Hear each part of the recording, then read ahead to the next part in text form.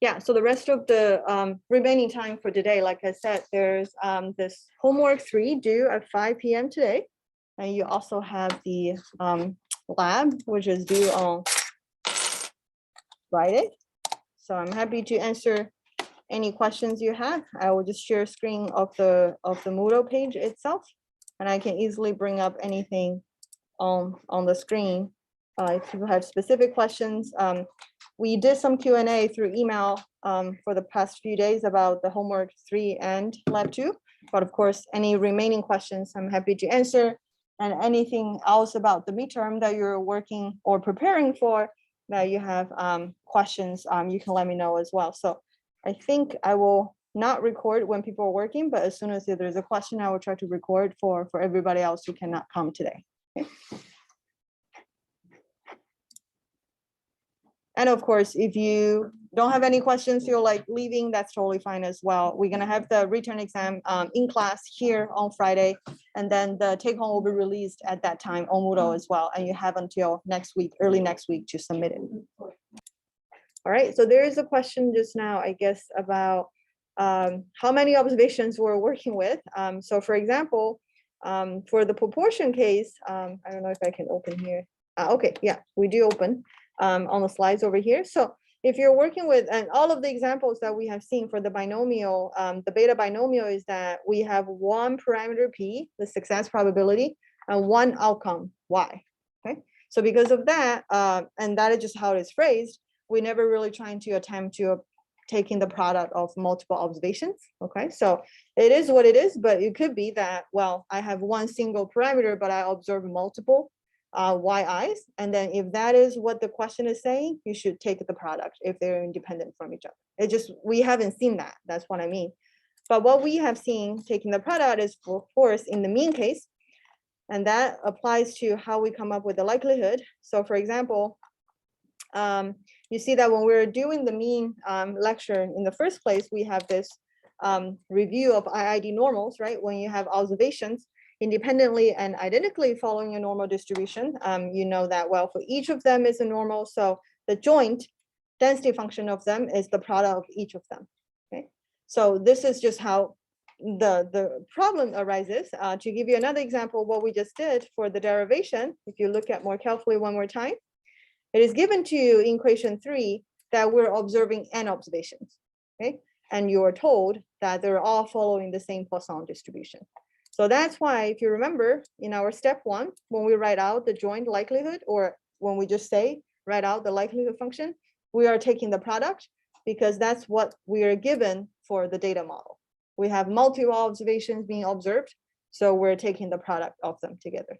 If you're given only one, then it is one. You don't need to do the product, meaning that you are only given one observation, just like the beta binomial case. Okay. So I think it's highly driven by what the question or how the model is set up and how many observations you get.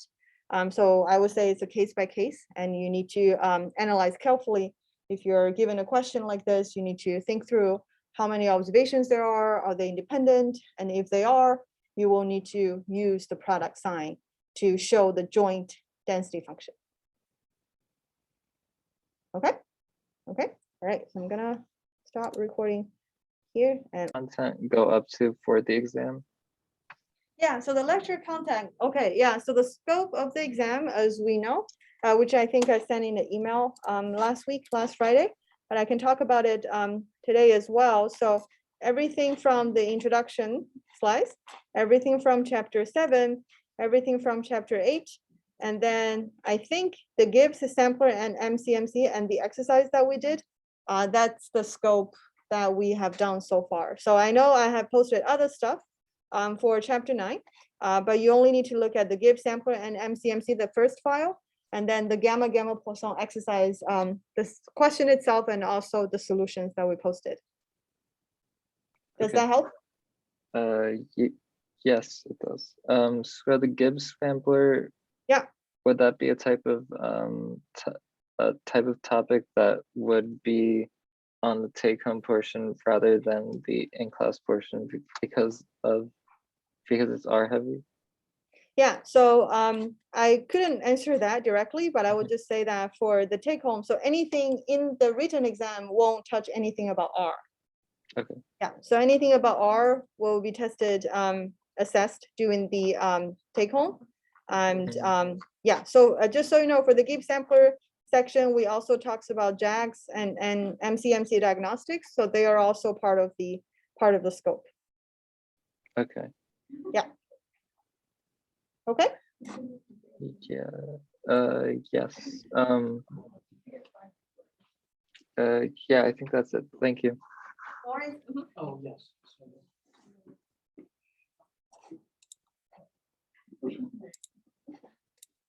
Yeah, can you speak up? Yeah. Oh, yes. So on assignment number 3, there were questions about showing that the two distributions are independent.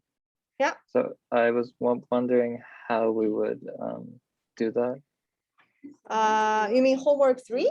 Sorry, homework 3, question, which question? I think it's question 5, part B had it, and Oh, yeah. Yeah. I guess, can you see the screen here? yes. Yeah. You're asking about this part, right? Mhm. Yeah, okay. Yeah, so for this part, and I guess for everyone in the room, if you're curious about it, I know I answered to some of you already. So the posterior predictive distributions are independent because the posterior distributions themselves are independent, which actually comes from 4B. And which you actually use, I think, in 5A. So I think if you stated that the posterior distributions are independent and the data model are independent from each other because the posterior predictive is coming from the posterior and the data model, so they are Mhm. independent as well. Okay. And Yeah. then for 4B, Yeah. we would say that the posteriors are proportional to the prior times the likelihood. And Yeah. since the priors and likelihoods are independent, the posterior is also independent. Exactly, yeah. So that's the same Okay. logic as what we just talked about in 5B as well. So think about, like you said, because the priors and likelihoods are independent, so the posterior is independent. So similarly for 5B, because the posterior is independent and the data model are independent, so eventually the posterior predictive will be independent as well. Okay. Yeah. Thank you. No worries.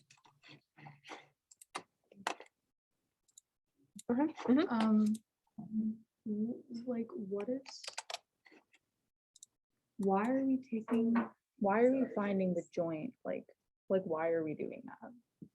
Which one, this one? Yeah, like why are we doing the joint likelihood and stuff? Like, is it just to understand about independence or? Yeah, so eventually, because everything is independent for your derivation, like A is the product of the marginal, and then B, each one you do it individually. Yeah, so I think this is really for the exercise, but Okay. if you look at how the question is set up, Yeah. this is also because, well, we get this 12 observations in total, right? Oh, yeah. Yeah, so the table itself gives us the data, the Mhm. YA and YN, Mhm. and the equations 1 and 2 gives us the model. So, well, when all of this taken together, we know that the total joint should be all of them together. Okay. Yeah, but then because of independence, you can break it down one by Okay. one.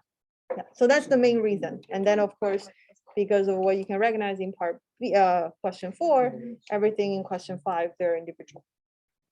Okay. Yeah, I think I just keep getting like confused between the full conditional and like this one because I was like, they look really similar. I see, I but- see. Yeah, so just so you know, homework 3 itself is Yeah. not yet about Right. MCMC at all. Yeah. Yeah, the MCMC is what we covered like in class, in the lecture slides, as well as the exercise. Mhm. Yeah, but nevertheless, I think the joint is always whatever, like all of the data points together. But for us, this is not about a full conditional because everything is independent from, well, you can understand that way, but you can really, like, the sampling is separate right. and then the priors are separate. And we also like know stuff about like like the standard deviation is Yeah, known exactly. versus like when we were doing the full Exactly. conditional, we didn't know Oh, anything. yeah, good point. So here, the mu A and mu N, they are both unknown, I Right. agree, but they are from separate sampling Mhm. models. Okay. Whereas for the Gibbs that we did in Mhm. class, right, everything is, well, mu and phi both are unknown. Mhm. They're both in the same sampling model, and that's why you have this Gibbs going on. Right.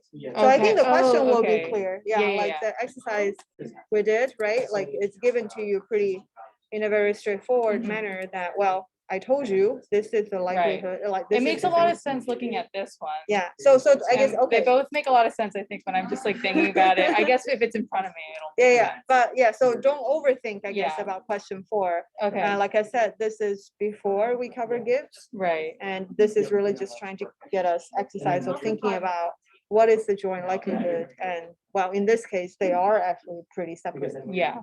Okay. Okay. Thanks.